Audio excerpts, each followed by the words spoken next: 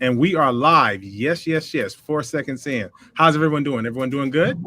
Doing excellent. Thank you. Beautiful. Wonderful. Wonderful. So glad to have you guys here. Thank you so much for setting aside some time to come and be interviewed by the wonderful Miss Jennifer Champion. She's one of our wonderful hosts. Thank you so much, Jennifer, for doing this again. This is going to be amazing. Um, and out the gate, let me go over some quick announcements. So Pace will be in Montana. That's Kalispell, Montana, this week.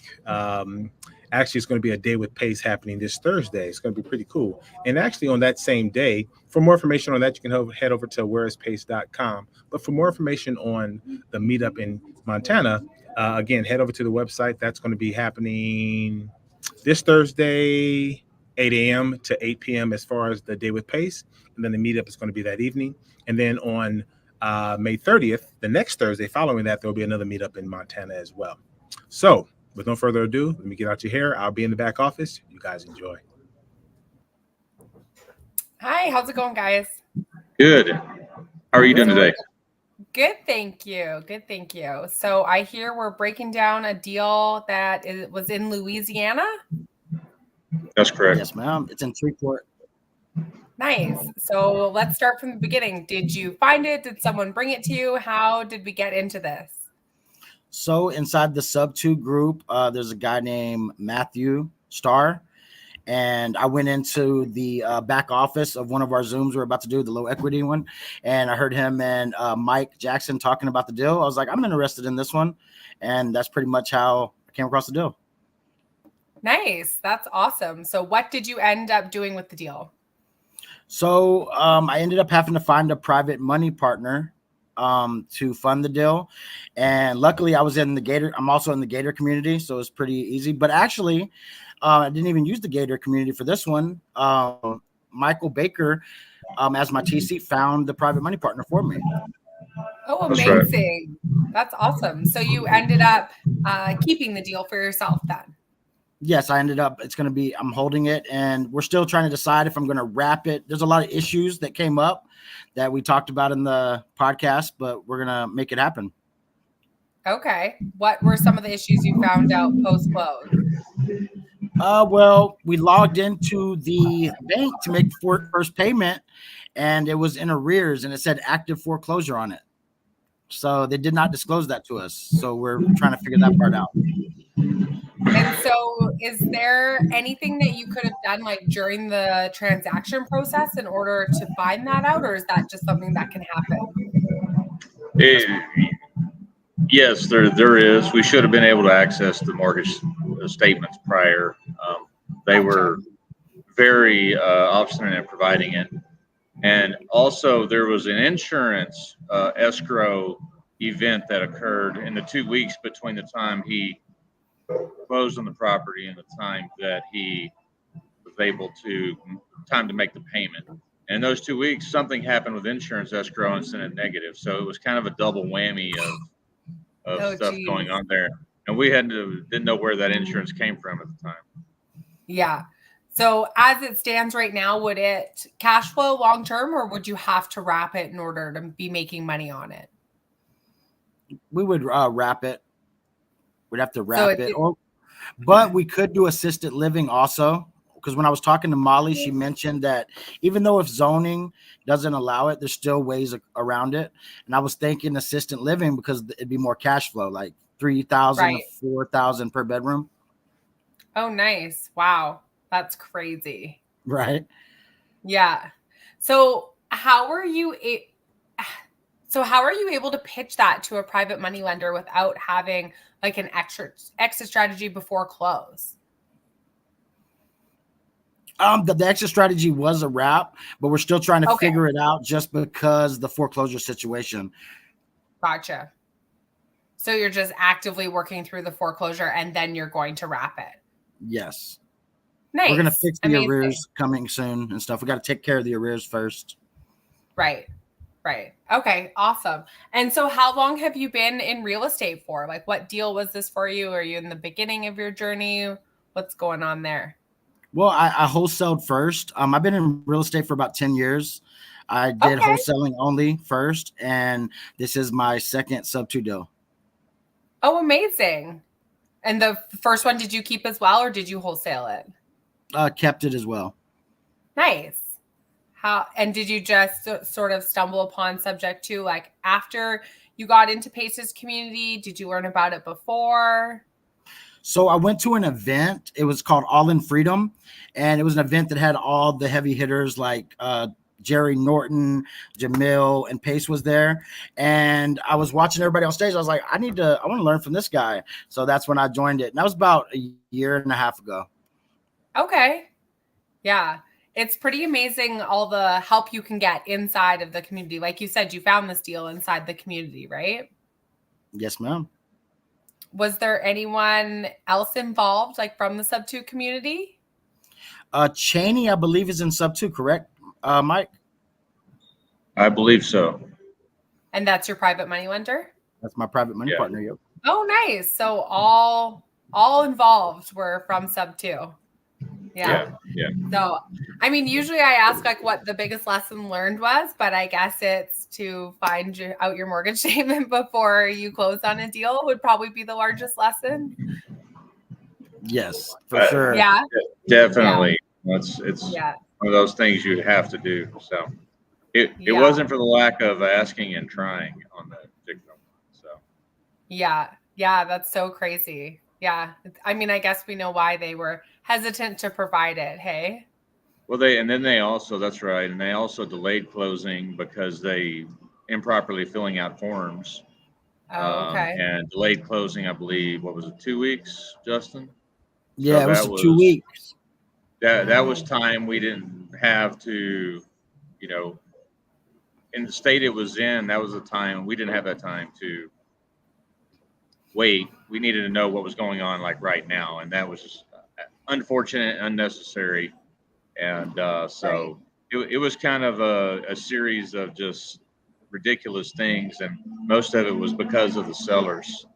So it was a unique deal. It was kids selling it for their parents who I think were in the hospital or something. Or one of them passed away, one's in the hospital. It was a power of attorney situation. And it was just, gotcha. That family was a mess is truly what it was. Yeah. Hard when they're not the owner to know the full story too, right? That's right. Yeah. And they had access to stuff, but they just weren't providing it, and they didn't care because they weren't making any money on it. And they were just trying to pass the problem to somebody else. Oh, okay. Gotcha. So Justin, moving forward, what do you think your next goal is? Are you still looking for more Sub 2 deals? Do you still wholesale? I still wholesale, not as much. What I'm trying to get into is strictly the assisted living and co-living, kind of like pad split, renting it by bedroom. That's going to be my next venture that I'm just going to focus on. Okay, interesting. And do you have a specific area that you focus on? Louisiana, I like Baton Rouge, New Orleans, Houston, Dallas, San Antonio, Jacksonville, Orlando, and Tampa, mostly. Okay, so quite a few markets. Yes, ma'am. Nice. That's awesome. Yeah. Do you have anything you would say to anyone who's considering joining the Sub 2 community and is on the fence? Just enter your card information and join. Because don't even think about it. Just go ahead and join. I wasn't hesitant about it. I just joined, and it's the best thing that ever happened. You get your money back just in the value and everything. Just Pace provides so much value. It's ridiculous. Yeah. I think the thing is too, is just you never know where a conversation is going to go, in any form of life. Right. But especially in there, you could be talking to someone about one thing. And then the next minute they're like, oh, I have money and I want to invest with you. And then you've just formed a relationship with a private lender, right? There's so many things that could be going on within that community, which is pretty cool. Yeah, and you can even get boots on ground. Let's say you got a property in some other place that's hundreds of miles away. You can just make a post, just a post. Yeah. Hey, I need boots on ground in Florida. You'll get all kinds of me, I'll help. Everybody's willing to help there. Yeah. Yeah. Boots on the ground, or even, if someone has gone through a similar situation, you can like post about what you're going through and people are like, oh, that already happened to me. Try this or try that person. Or it's just so nice to be so well connected for sure. Yeah. Makes it Is there easier. any? Yes. Yeah. I mean, I'm all about the path of least resistance when it comes to real estate investing. So if someone has gone through the situation before me, like just sign me up, tell me what you learned so that hopefully I can go through that situation a little less, painful than they did. But yeah. But there is one thing. If somebody does join, don't get overwhelmed with the information. There's a lot. Like just pick a niche and run with it. So like when I joined, I was like, okay, I'm gonna master foreclosures. And then I'll see somebody working on multifamily. I closed on this. I'll be like, oh, I want to do multifamily. And then I was just everywhere. And you literally just can find an underwriter in there, find your TC in there, and do the who not how model, like the book, who not how, and just utilize everything around you and make everything happen. Such a good book. And yes, I think it's very easy, like especially when you go to a conference, right? Say you have like 8 speakers and each one of them are just killing their niche, right? And you're like, oh, maybe I should do storage units. Maybe I should do this. Maybe I should do that. Oh, what about this? So what about that? Right. So I think, committing to something for like at least 6 months and seeing how well it plays out for you. And then if it doesn't, right, you don't have any traction in the 6 months, then maybe pick something else. Right. Right. Yeah. But yeah, it's easy to get overwhelmed in there for sure, because you see people who, are a couple years ahead of you too. Right. And you're like, oh, they're doing so well in that. But really, I don't like that. So why am I doing that? Right. Right. Yeah, I'm still overwhelmed with it. So yeah. Yeah. Is there anything else you guys want to share about the deal that you found interesting that someone from the community was able to help you with? Is there something we're leaving out? So there is a thing. So there was a CIA agent that died, not in the house, but he owned the house. And when I went in there to clean out everything, so there was all kinds of stuff in there. So I went to the library room and there's like labels on each shelf. One was like presidential documents, spy, military. It was all kinds of crazy stuff in there for sure. Oh, interesting. And that was still like on the shelf when you were it was it out? In the shelf. Everything was still there. Oh, wow. Wow, that's cool. Yeah. Yeah, you never know what you'll find. Yeah, no kidding. Yeah. Yeah, well, I don't have any other questions. It sounds like a pretty straightforward deal. Oh, actually, you know what? For sub 2, so how were you able to negotiate terms and everything with them? Did they come to you with terms, or did you kind of set forth the terms? Like I said, I got it all from another person in sub 2. So they set all the terms for me and everything.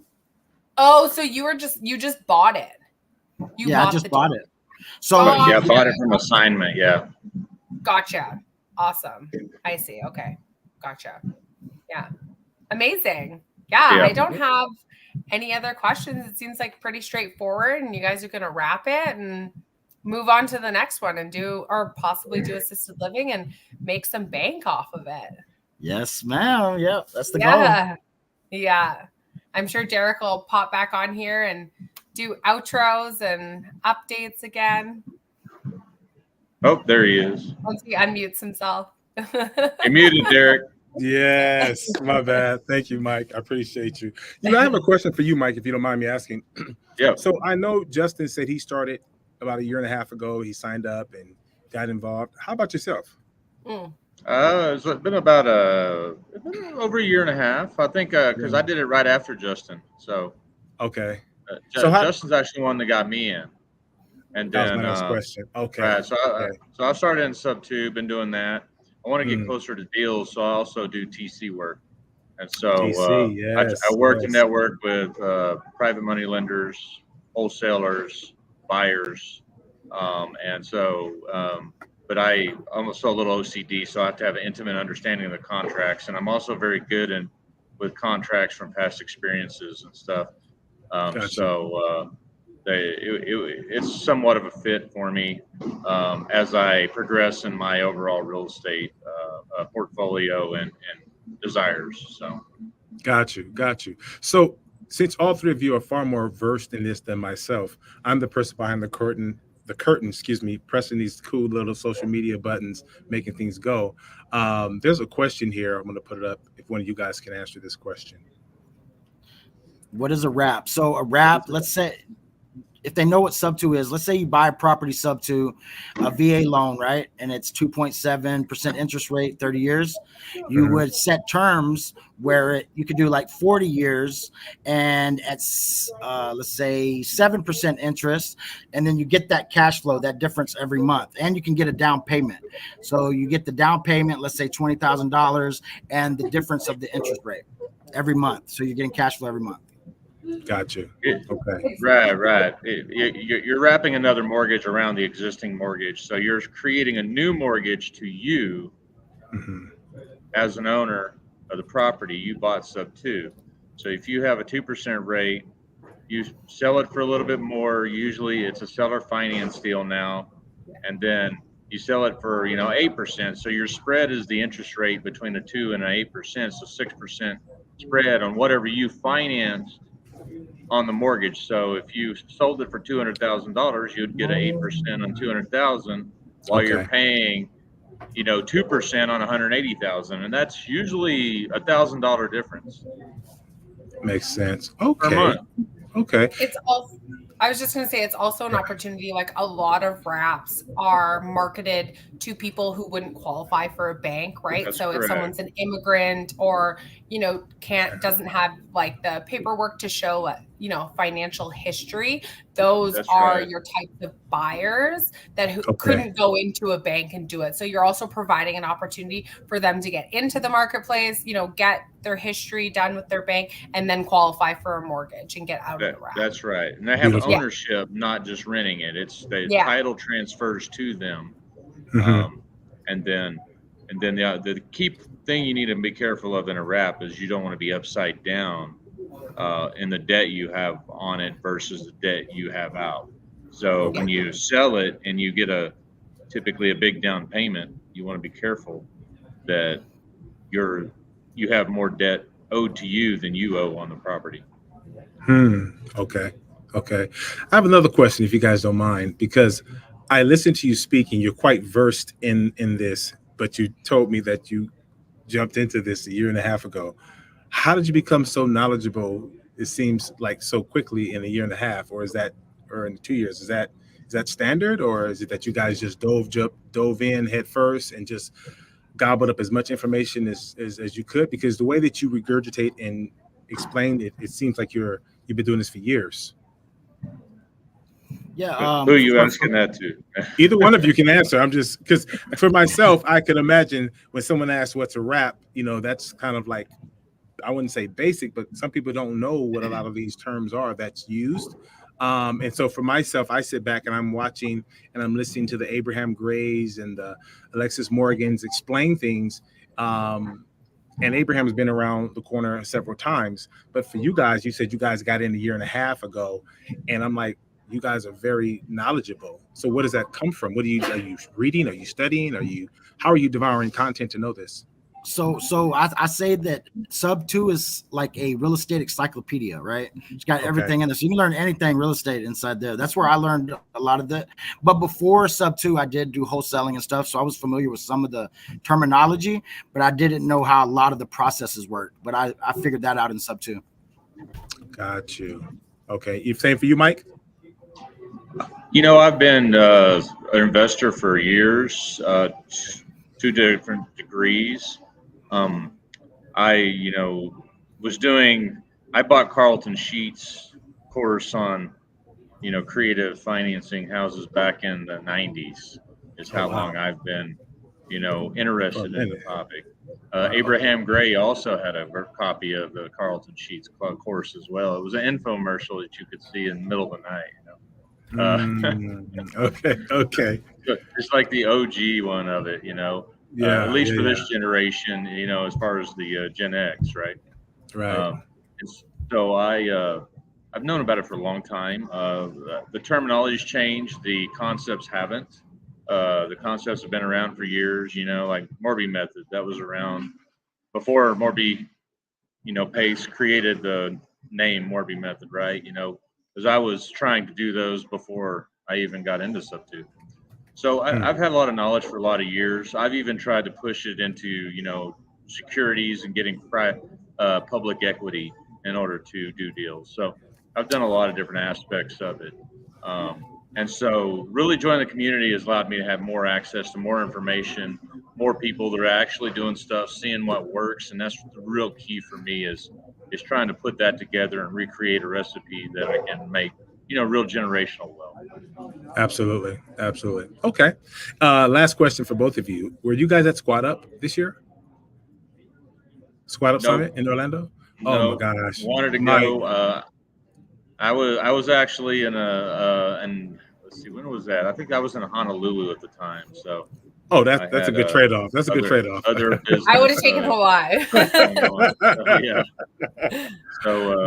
wasn't able to make that opportunity. I wanted to, but it just didn't fit in my schedule this year. So. Was you there, Derek? Brother, I was there, man, and I don't want to sound like a broken record because I'm always on these lives, but I was there, and it was my first time around the community at that scale, right? I'm sometimes at the Day with Paces with meeting a lot of wonderful people, but at this scale of over 2,000 people and meeting people, again, I was there to hug people, accommodate, make them feel wonderful, answer questions where I could. But what I found out was, and I'm not just saying this because I work for Pace, trust me, gentlemen, I've never been around that many people where it seemed like everybody there wanted to bless me. That was the most unbelievable thing. Like I would just walk up to strangers just to see what would it be like to walk over to those two gentlemen in the corner, or these three young ladies over here having this great conversation. What happens every time I did this, and I did this regularly, they wanted to know where I was from, what I was doing, do I have any questions or concerns? And so when I listened to the two of you, like you guys, oh my God, you would have walked away with 500 contacts. Oh yeah. Trust me, guys, with your knowledge, you would have destroyed. I wish I could have gone actually. So, it would have been great for me, personally to go. So just one of those things that couldn't make it this time around. So. No worries. So I'm gonna put you guys on the list for next year, right? Next year we're doing it. Absolutely. Yeah. I am planning to. Good, man. Yeah, it was epic. In fact, check this out. So I met the wonderful Jennifer Champion on a humbug, just walking to where the event was. Yeah, and I looked, I'm like, oh my, because Jennifer, she's truly a rock star. Trust that. And so I was walking and I saw her, I'm like, Jennifer? She was like, hey, how you doing? I was like, oh my God, this is crazy. So it was a great time, gentlemen. It was fabulous. So yeah, we know a lot of people from Zooming, all the time. We see it, but it's like, that different was the best meeting, part. right? Yeah. Right. Seeing the little Zoom boxes live in person was right. really cool. Live in person. Some people I talked to for years, and I'm like, oh my God, this is the first time I've ever met you and can touch you. Yeah. Exactly. It was amazing. I mean, when you see so many videos of Pace speaking with the Kevin Cho's of the world, or whoever it is, right? And then when you see them in real life and they're walking up to you and they're having a conversation and they want to know, oh my gosh, it was something else, man. So thank you so much, you guys, for joining us. Absolutely.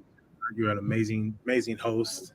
So going crazy in the chat. That's good. So I'll let you guys go, but this has been wonderful, guys, and thank you again. Thank you. It's a pleasure meeting you guys. Thank you so much. Thank you. All right. Bye. Take care.